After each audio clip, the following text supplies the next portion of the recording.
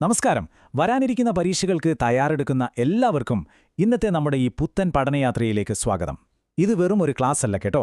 നിങ്ങളുടെ പരീക്ഷാ പേപ്പറുകളിലെ ചോദ്യങ്ങൾക്ക് ഉത്തരം നൽകാൻ പോകുന്ന ഒരു വലിയ കഥാപുസ്തകം നമ്മൾ ഇന്ന് തുറക്കാൻ പോകുകയാണ്.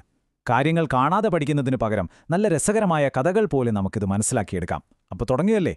ശരി, അപ്പം നമുക്ക് ഇതിലേക്ക് കടക്കാം. നമ്മുടെ ഈ കഥാപുസ്തകത്തിൽ പ്രധാനമായും 5 അധ്യായങ്ങളാണുള്ളത്. ആദരവുകളുടെ വേദി, സംസ്ഥാനത്തിന്റെ ഖജനാവ്, ശാസ്ത്രത്തിന്റെ അതിരുകൾ, ആഗോള ഉച്ചകോടികളും കായിക ലോകവും, പിന്നെ ഒടുവിലായി ഓർത്തിരിക്കേണ്ട പ്രധാന ദിനങ്ങൾ.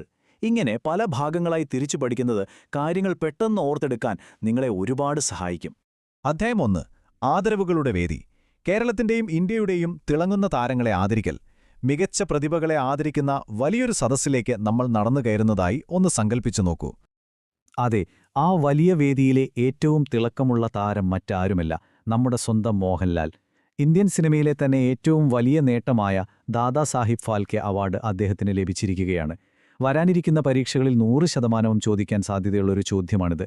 അതുകൊണ്ട് ഈയൊരു പുരസ്കാരവും പേരും മനസ്സിൽ നന്നായിട്ടങ്ങ് ഉറപ്പിച്ചു വെച്ചോളൂ. ഇനി ഈ പട്ടികയൊന്ന് ശ്രദ്ധിച്ചേ. 2025 കേരള സംസ്ഥാന പുരസ്കാരങ്ങളാണിത്. ഇതിൽ ഏറ്റവും പ്രധാനപ്പെട്ട കാര്യം എന്താണെന്നോ? കേരള ജ്യോതി പുരസ്കാരം ലഭിച്ച ഒരേയൊരു വ്യക്തി ചരിത്രകാരനായ ഡോക്ടർ M.R. രാഘവ വാര്യനാണ്. എടക്കൽ ഗുഹാലിഖിതങ്ങളുമായി ബന്ധപ്പെട്ട അദ്ദേഹത്തിന്റെ സംഭാവനകൾക്കാണ് ഈ പുരസ്കാരം. അതുപോലെ തന്നെ കേരള പ്രഭാ പുരസ്കാരം ലഭിച്ച P.B. അനീഷിന്റെ പേരും പ്രത്യേകം നോട്ട് ചെയ്യണം. ആധുനിക IoT സാങ്കേതികവിദ്യ എങ്ങനെ നമ്മുടെ കൃഷിയിടങ്ങളിൽ ഉപയോഗിക്കാമെന്ന് തെളിയിച്ചതിനാണ് അദ്ദേഹത്തിന് ഈ അംഗീകാരം ലഭിച്ചത്. ബാക്കിയുള്ള പേരുകളും അതുപോലെ തന്നെ ഓർത്തിരിക്കാൻ ശ്രമിക്കുക കേട്ടോ. അധ്യായം 2. സംസ്ഥാനത്തിന്റെ ഖജനാവ്. 2025 കേരള ബജറ്റാണ് നമ്മളിനി തുറക്കാൻ പോകുന്നത്.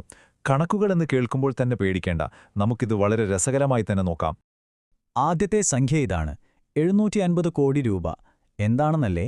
വയനാടിന്റെ പുനരധിവാസത്തിനായി സർക്കാർ ബജറ്റിൽ മാറ്റിവെച്ചിരിക്കുന്ന ആദ്യഘട്ട തുകയാണിത്. തീർച്ചയായും പരീക്ഷയ്ക്ക് വരാൻ സാധ്യതയുള്ള ഒരു വലിയ സംഖ്യയാണിത്. 750 കോടി, മറക്കരുത്. ഇനി അടുത്ത ഏറ്റവും നിർണായകമായ കാര്യം ഭൂനികുതിയിലെ 50% വർധനവാണ്. അതെ, എല്ലാ സ്ലാബുകളിലും ഈ വർധനവ് ബാധകമാണ്. സംസ്ഥാന സർക്കാരിന് ഒരു 100 കോടി രൂപയുടെയെങ്കിലും അധിക വരുമാനം ഇതിലൂടെ ലഭിക്കുമെന്നാണ് പ്രതീക്ഷിക്കുന്നത്. ബജറ്റിലെ ഏറ്റവും വലിയ പ്രഖ്യാപനങ്ങളിലൊന്നാണിത്. ഉറപ്പായും ചോദിക്കാൻ സാധ്യതയുണ്ട്. ഈ ബഡ്ജറ്റിലെ ബാക്കി പ്രധാന കാര്യങ്ങൾ ഒരു ഷോപ്പിംഗ് ലിസ്റ്റ് പോലെ നമുക്ക് വേഗത്തിലൊന്ന് നോക്കാം. തിരുവനന്തപുരം മെട്രോയുടെ പണികൾ 2025-26 തുടങ്ങാൻ പോകുന്നു.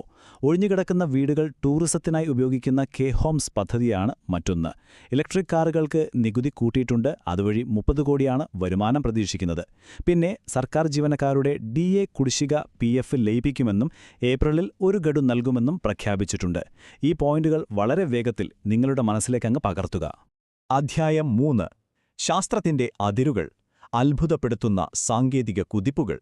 സാമ്പത്തിക കാര്യങ്ങളിൽ നിന്ന് ഭാവിയുടെ ശാസ്ത്രലോകത്തേക്ക് നമുക്കൊരു യാത്ര പോകാം. ബഹിരാകാശത്തിന്റെയും നിർമ്മിത ബുദ്ധിയുടെയും, അതായത് AI-യുടെ പുതിയൊരു യുഗമാണിത്. ഇന്ത്യയുടെ സ്വന്തം മൾട്ടിമോഡൽ ആർട്ടിഫിഷ്യൽ ഇന്റലിജൻസ് സംവിധാനമായ ഭാരത് ജെൻ, അതുപോലെ ഇന്ത്യ ആരംഭിച്ച മോയിഡേ സ്പേസ് AI ലാബ് എന്നിവയെയാണ് ഇത് സൂചിപ്പിക്കുന്നത്. സാങ്കേതികവിദ്യ എത്ര വേഗത്തിലാണ് കുതിക്കുന്നത് എന്നതിന്റെ ഏറ്റവും മികച്ച ഉദാഹരണങ്ങളാണിവ. ഇനി ഈ പേര് നിങ്ങളുടെ മനസ്സിൽ വലിയ അക്ഷരത്തിൽ കുറിച്ചിടുക: പരം രുദ്ര. ഇത് വെറുമൊരു കമ്പ്യൂട്ടറല്ല കേട്ടോ. നമ്മുടെ ശാസ്ത്ര വാനനിരീക്ഷണ ഗവേഷണങ്ങളെ അത്ഭുതകരമായി വേഗത്തിലാക്കുന്ന 3 അത്യാധുനിക സൂപ്പർ കമ്പ്യൂട്ടറുകളാണിവ. ഇവ എവിടെയാണ് സ്ഥാപിച്ചിരിക്കുന്നതെന്ന് പ്രത്യേകം ശ്രദ്ധിക്കണം. പുനെ, ഡൽഹി, കൊൽക്കത്ത. പരീക്ഷാ പേപ്പറുകൾ തയ്യാറാക്കുന്നവരുടെ ഇഷ്ടചോദ്യങ്ങളിലൊന്നാണ് ഇത്തരം സ്ഥലങ്ങൾ. ഭാവിയിലെ ക്ലാസ് റൂമുകൾ എങ്ങനെയായിരിക്കുമെന്ന് ഇടയ്ക്കൊക്കെ നമ്മൾ ചിന്തിക്കാറില്ലേ? ഏതായാലും ആ ഭാവി ഇങ്ങ് കേരളത്തിലെത്തിക്കഴിഞ്ഞു. ഇന്ത്യയിലെ ആദ്യത്തെ AI സ്കൂൾ ടീച്ചറായ ഐറിസ് കേരളത്തിലെ ഒരു സ്കൂളിൽ എത്തിയിരിക്കുന്നു. യന്ത്രങ്ങൾ കുട്ടികൾക്ക് പാഠങ്ങൾ പറഞ്ഞുകൊടുക്കുന്നൊരു കാലം. എങ്ങനെയായാലും നിങ്ങളുടെ ഓർമ്മയിൽ എപ്പോഴും ഈ ഐറിസ് എന്ന പേര് ഉറപ്പിച്ചു നിർത്തുക. അധ്യായം 4. ആഗോള ഉച്ചകോടികളും കായിക ലോകവും. ലോകവേദിയിൽ. നമ്മുടെ നാടിന്റെ അതിരുകളും കടന്ന് ലോകവേദിയിലേക്ക് നമ്മുടെ ഈ കഥാപുസ്തകം തുറക്കുകയാണ്. അപ്പോൾ നമുക്ക് അടുത്തതിലേക്ക് മാറാം. ഉച്ചകോടികൾ എങ്ങനെ പരസ്പരം ബന്ധപ്പെട്ടിരിക്കുന്നുവെന്ന് നോക്കാം. ഈ നാൾവഴികൾ വളരെ പ്രധാനപ്പെട്ടതാണ്. ദുബായിൽ നടന്ന 2023 COP28 മുതൽ നെതർലാൻഡ്സിൽ നടക്കാൻ പോകുന്ന 2025 നാറ്റോ ഉച്ചകോടി വരെ ഇതിലുണ്ട്. ഇതിൽ അസർബൈജാനിലെ ബാക്കുവിലും നെതർലാൻഡ്സിലും നടന്ന ഉച്ചകോടികൾ പരീക്ഷകൾക്ക് ചോദിക്കാൻ ഏറ്റവും കൂടുതൽ സാധ്യതയുള്ളവയാണ്. അതുകൊണ്ട് അത് രണ്ടും ഡബിൾ അണ്ടർലൈൻ ചെയ്ത് പഠിക്കുക. ഇത് കേൾക്കുമ്പോൾ നിങ്ങൾക്ക് എന്തായാലും സന്തോഷം തോന്നും. ന്യൂഡൽഹിയിൽ നടന്ന 2025 ഖോ-ഖോ ലോകകപ്പിന്റെ ഫലങ്ങളാണിവ. ഇതിലൊരു രസമെന്താണെന്നോ, പുരുഷ വിഭാഗത്തിലും വനിതാ വിഭാഗത്തിലും കിരീടം ചൂടിയത് നമ്മുടെ സ്വന്തം ഇന്ത്യയാണ്. രണ്ട് വിഭാഗത്തിലും ഇന്ത്യ തന്നെ ജേതാക്കളായതുകൊണ്ട് ഇത് പഠിക്കാൻ വളരെ എളുപ്പമല്ലേ? കണ്ണടച്ചിത്തരമെഴുതാം. അധ്യായം 5. ഓർത്തിരിക്കേണ്ട പ്രധാന ദിനങ്ങൾ. കാലണ്ടറിലെ ചില പ്രധാന അടയാളപ്പെടുത്തലുകൾ. അതെ, നമ്മൾ ഈ പഠനയാത്രയുടെ അവസാന അധ്യായത്തിലേക്ക് എത്തിയിരിക്കുകയാണ്. PSC പരീക്ഷകളിൽ സ്ഥിരമായി ആവർത്തിക്കുന്ന ചില പ്രധാന തീയതികളാണ് നമ്മളിത് നോക്കാൻ പോകുന്നത്. വളരെ കൃത്യമായൊരു താളത്തിൽ ഈ തീയതികൾ നമുക്ക് പഠിക്കാം. ജനുവരി 4 ലോക ബ്രെയിലി ദിനം. കാഴ്ചപരിമിതിയുള്ളവർക്ക് വെളിച്ചമേകിയ ലൂയി ബ്രെയിലിയുടെ ജന്മദിനമാണിത്. ജനുവരി 9 പ്രവാസി ഭാരതീയ ദിവസ്. സാക്ഷാൽ മഹാത്മാഗാന്ധി ദക്ഷിണാഫ്രിക്കയിൽ നിന്നും 1915 ഇന്ത്യയിലേക്ക് മടങ്ങിയെത്തിയതിന്റെ ഓർമ്മയ്ക്കാണ് നമ്മൾ ഈ ദിനം ആചരിക്കുന്നത്. തൊട്ടടുത്ത ദിവസം ജനുവരി 10 ലോക ഹിന്ദി ദിനം. ഇതുപോലെ ചരിത്രവുമായി ബന്ധിപ്പിച്ച് പഠിച്ചാൽ ഈ തീയതികൾ ഒരിക്കലും നിങ്ങൾ മറക്കില്ല.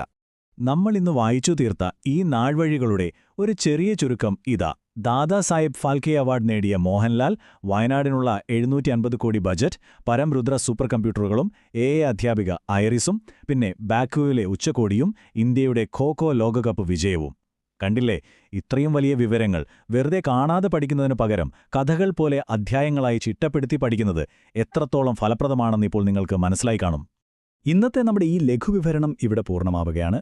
പോകുന്നതിനും എനിക്കൊരു ചോദ്യം ചോദിക്കാനുണ്ട്. നമ്മളിന്ന് കടന്നുപോയ ഈ അധ്യായങ്ങളിൽ നിന്ന് വരാനിരിക്കുന്ന പരീക്ഷയിൽ നിങ്ങളുടെ വിജയം ഉറപ്പാക്കുന്ന ആ ഒരു ചോദ്യം ഏതായിരിക്കും? നിങ്ങൾക്കൊന്ന് ഊഹിക്കാമോ? നിങ്ങളുടെ നോട്ട്ബുക്കുകൾ ഒന്നുകൂടി പരിശോധിച്ച് വളരെ ആത്മവിശ്വാസത്തോടെ തന്നെ നിങ്ങളുടെ അടുത്ത പരീക്ഷയ്ക്കായി തയ്യാറെടുക്കുക. എല്ലാവർക്കും വലിയൊരു വിജയാശംസകൾ. വീണ്ടും കാണാം.